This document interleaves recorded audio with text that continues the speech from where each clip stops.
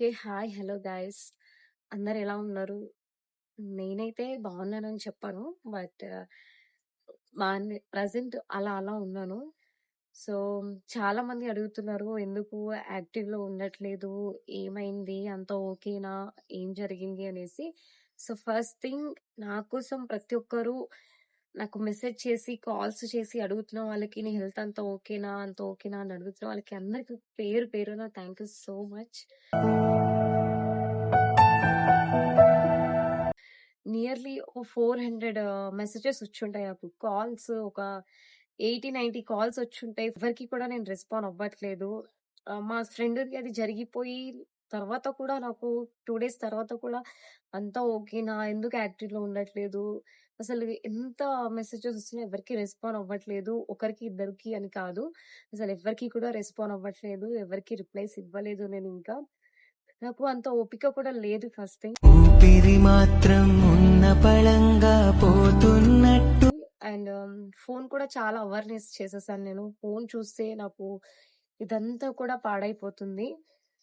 నాకు actually headache problem ఉంటుంది. Headache అంటే ఇటు సైడ్ వస్తుంది గదా! ఈ వారం నుంచి మొత్తం ఇదంతా కండిషన్ అనేది నాకు ఎటెళ్ళిపోతుందో రోజు రోజుకి అనేసి భయమని చాలా అంటే చాలా భయమైతుంది.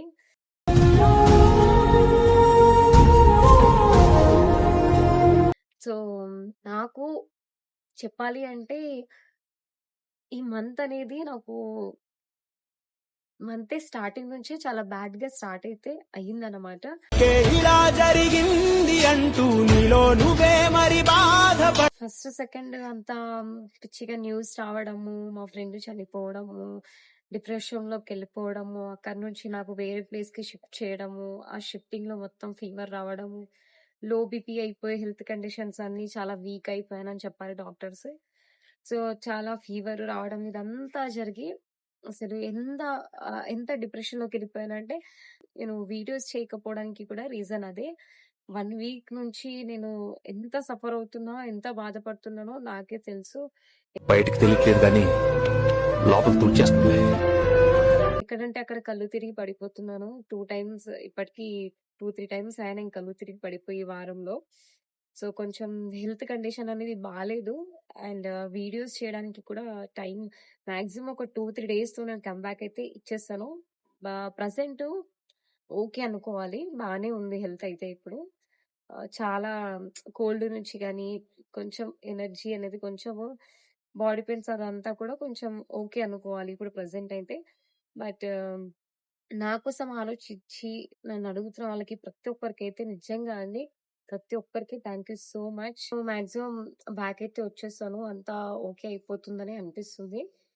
ఆహ్, వారం నుంచి మా ఫ్యామిలీ మెంబర్స్ ఇంటికి రా, ఇంటికి రా, ఇంటికి రా అనేసి నాకసలు చాలా టెన్షన్ తీసుకుంటున్నారు.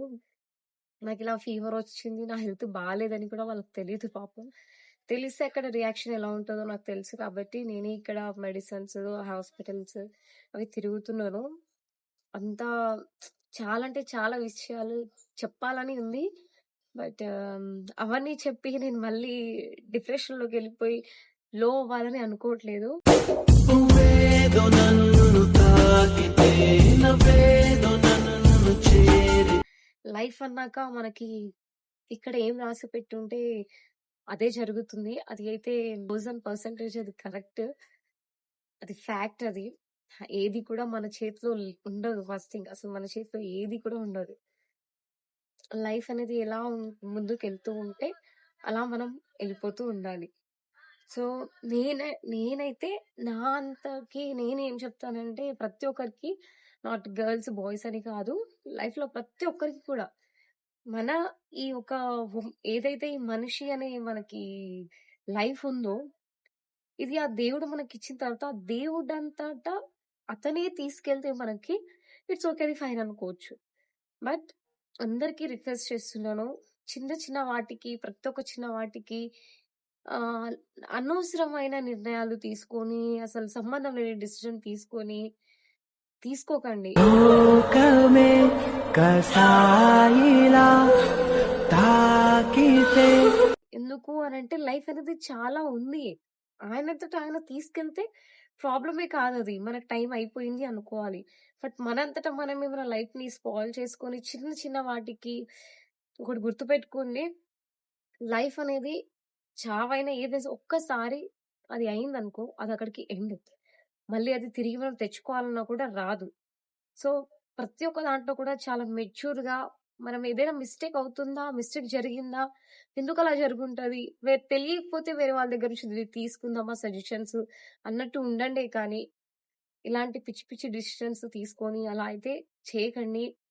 మనం ఈజీగా, హ్యాపీగా ఎళ్ళిపోతాం కానీ, మనమే ప్రపంచం అనుకున్న పేరెంట్స్, మన ఫ్రెండ్స్, మన బ్యాక్ సైడ్ మనతో పాటు ఉన్న వాళ్ళు ప్రతి ఒక్కరు అది పెద్ద ఎంత సఫర్ అవుతారంటే అంత నాకసలు మాటలు కూడా రావట్లేదు చెప్పాలంటే. నాకు చాలా మీతో మాట్లాడాలి, చాలా చెప్పాలి అనేసి చాలా ఉంది. కానీ నిజం చెప్తున్నాను చాలా అంటే చాలా ఓపిక నశించిపోయింది. ఎన్నో మాటలు ఇంకా నీతో చెప్పాలని దాచుంచనే ఎనర్జీ అంత లేదు. ముందున్న అమ్మాయిని నేను కాను. బట్ కొన్ని రోజుల్లో నేను క్యూర్ అయితాను. నేనసలు నేననే అమ్మాయిని ఇంత కామ్‌గా, ఇంత కూల్‌గా మాట్లాడే అమ్మాయిని నేను కానే కాదసలు. చాలా స్ట్రాంగ్. చాలా గట్టి గట్టిగా వాగేస్తూ ఉంటాను. చాలా వాయిస్ టోను ప్రతి ఒక్క దాంట్లో కూడా చాలా ముందుంటాను. స్ట్రాంగుంటాను. బట్ నేనెందుకు ఇంత వీక్ అవుతున్నాను? ఎందుకింత డిప్రెషన్‌లోకి ఎళ్ళిపోయాననేది నాకే అసలు దిమాకేం పని చేయట్లేదు. బట్ నేనందరికీ చెప్పేది ఒకటే అనవసరంగా పనికిరాని డిసిజన్స్ తీసుకోకండి. లైఫ్ అనేది చాలా అంటే చాలా ఇంపార్టెంట్. సీరియస్‌లీ ఒప్పుకోవాలి అంటే నాకు చా నేను అందరికి ఇన్‌స్టాగ్రామ్‌లో ఒక మంచిగా రీల్స్ చేస్తుంటుంది. మంచిగా బట్టలేసుకొని బాగా రిచ్ కిడ్‌లాగా బానే టిప్ టాప్ కనిపిస్తది అన్నట్టు తెలుసు. అండ్ నాతో ఉండే పీపుల్స్‌కి కొంతమందికి మాత్రమే నేనేంటో తెలుసు. చాలా మంది అలానే అనుకుంటారు నన్ను. బట్ నాకు ఎన్ని ప్రాబ్లమ్స్ ఉన్నాయంటే చాలా అంటే చాలా ప్రాబ్లమ్స్ ఉన్నాయి. అవన్నీ చెప్పుకుంటే బావుంటది కానీ చాలా ప్రాబ్లమ్స్ ఉన్నాయి. బట్ నేను లైఫ్‌లో ఎప్పుడు నాకు చాలా సార్లు అనిపిస్తది లైఫ్ అనేది అవసరమా? ఎందుకు ఇదంతా అనేసి.